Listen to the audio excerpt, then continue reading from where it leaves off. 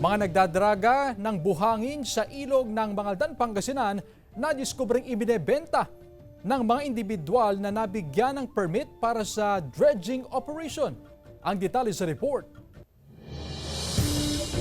Pansamantalang itinigil ang dredging operation ng ilang pribadong grupo sa ilog na nasasakupan ng mga barangay ng Nibaliw, Gasang at Landas sa Mangaldan, Pangasinan. Nadiskubre ng otoridad na ibinebenta ang mga nadadragang buhangin sa ilog. Bagamat may permit ang mga nagsasagawa ng dredging operation, babalikan daw ng lokal na pamahalaan ang mga nakasaad sa panuntunan. Pinag-awal muna kasi state operation ang ginagawa sa barangay parking.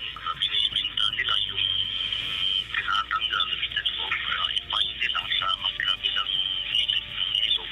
Paiigtingin daw ng LGU ang paglilinis sa kailugan para maiwasan ang pagbaha tuwing tag-ulan. Sa pag-aaral ng DENR, 21 barangay sa bayan ang tinukoy na flood susceptible o mataas ang posibilidad na bahain. Pag malakas pong ulan, talagang bahain po kami dito, ma'am. Mababa po dito sa amin. Tsaka malapit po kami sa ilog. Patuloy ang monitoring ng lokal na pamahalaan sa mga barangay na may mga ongoing drainage construction at road elevation project na bahagi ng flood mitigation program sa bayan. Kasama si Daryl Peralta, Jasmine Gabriel Galban, One North Central Luzon.